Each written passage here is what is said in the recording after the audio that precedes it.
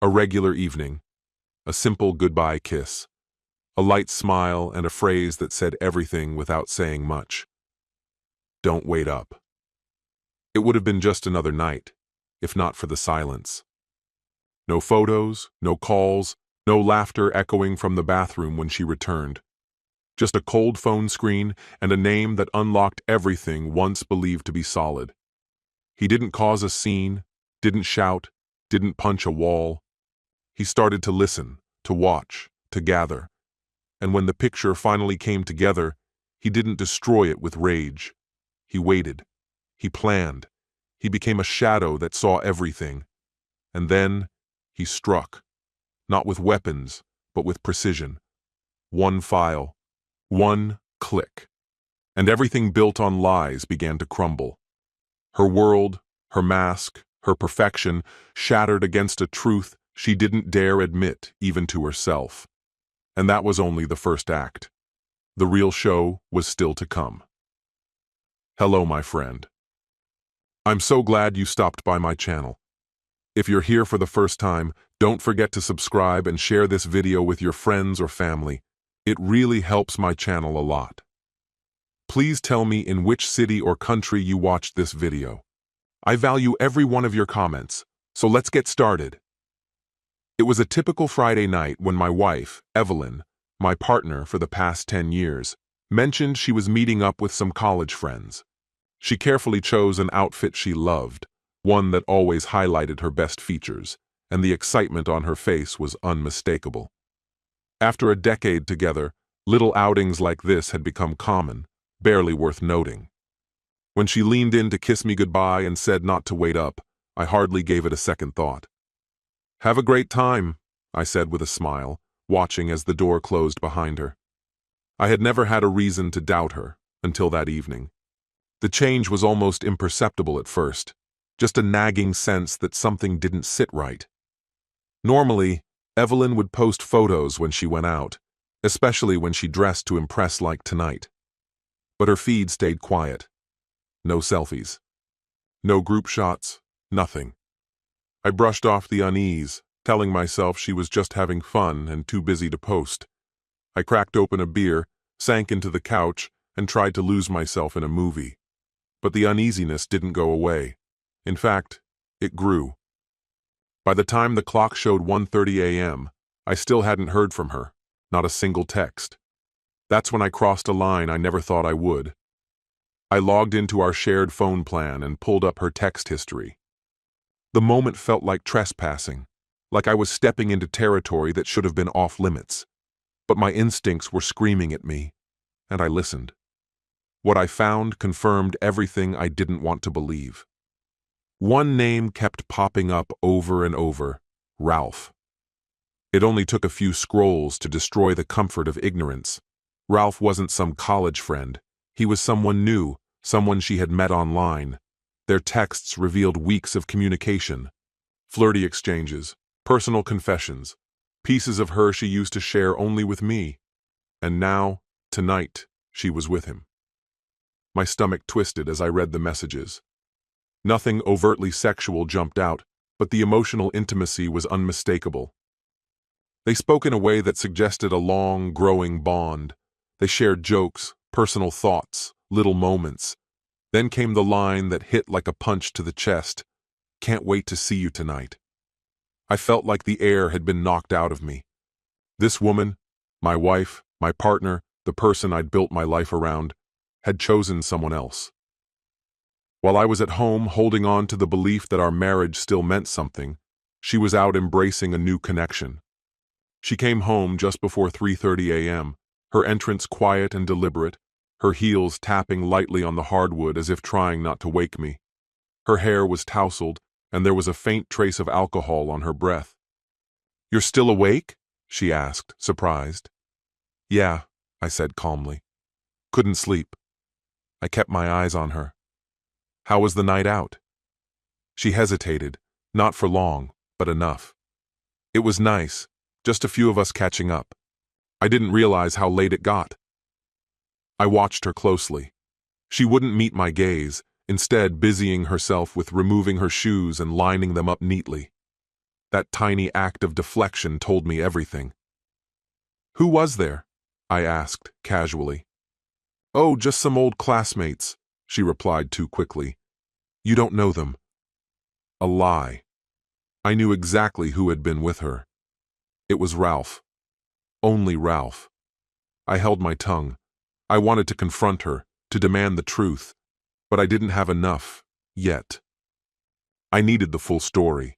I needed proof, not just for peace of mind, but for something deeper, for clarity, for consequences. Over the next few days, I quietly began collecting the truth. When she wasn't looking, I sifted through her phone. I checked her social accounts, piecing together timelines. I learned how they'd met, through someone they both knew. The conversation had started innocently, then slowly grew into something more, something that edged me out of her life. I began cross-referencing her claims. The nights she said she was out with friends matched the messages she sent to him. It all fit too well. This wasn't a spontaneous lapse in judgment. It was an ongoing affair. Then one evening, while she showered, I found what I had dreaded most. A photo. Ralph's arm draped around her waist, her head resting on his shoulder. They were laughing, comfortable, close. That wasn't how friends looked at each other. My hands trembled as I stared at the image. My heart pounded so violently that I could barely think. Anger surged through me, but beneath it was a colder emotion, a focused clarity that cut through everything else. I wouldn't yell. I wouldn't beg for explanations or apologies. That wasn't what this moment called for. I needed to do something different, something she wouldn't forget. So I began to strategize. I let her believe she'd gotten away with it. I stayed close enough to seem normal, careful not to arouse suspicion. All the while, I dug deeper. I researched Ralph, his social media, his job, his digital trail. He left clues everywhere. He had no idea what was coming. I invented a persona, someone who could plausibly exist in Evelyn's world, a familiar enough figure to seem like a mutual friend. Through that facade, I approached Ralph online, gradually building a believable digital rapport. Over time, I earned his trust, peeling back layers of his life without raising suspicion. He had no idea. Simultaneously, I installed hidden surveillance devices throughout our house, capturing every moment she spent messaging him. I archived their calls, logged their meetups, and documented every interaction. This wasn't about legal justice. I was orchestrating something far more calculated. I was waiting for the right moment. When Evelyn casually mentioned she'd be out for coffee with a friend, I already knew her true destination, Ralph's apartment. I let her leave without confrontation. But I wasn't passive. My final plan was already underway.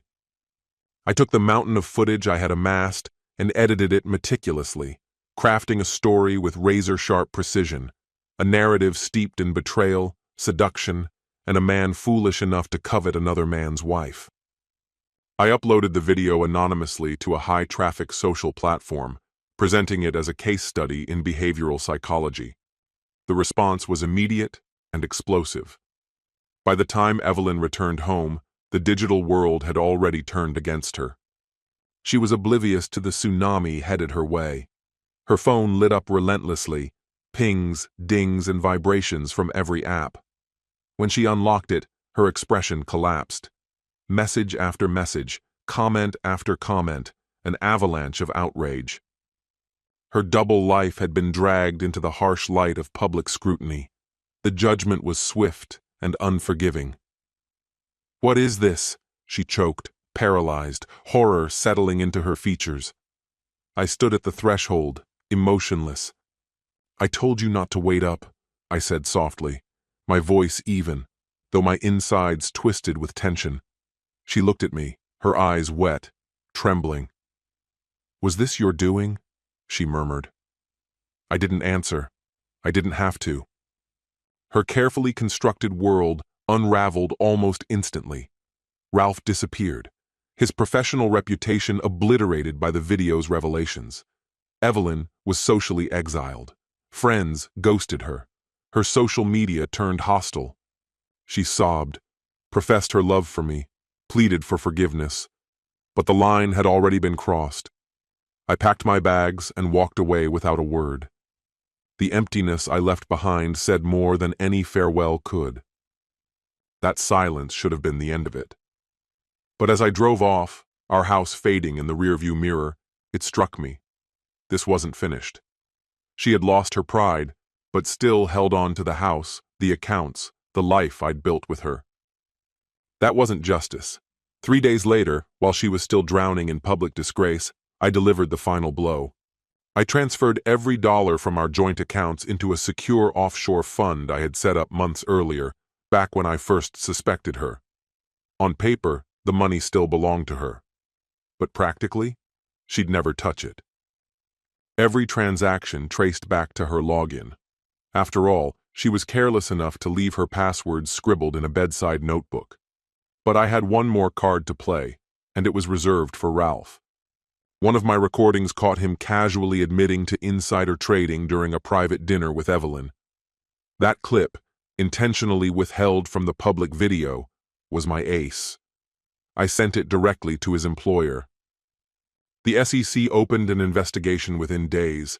His co-workers, eager to save themselves, turned over even more incriminating material. Last I heard, he was facing 7 to 10 years behind bars. For Evelyn, though, I wanted something more intimate.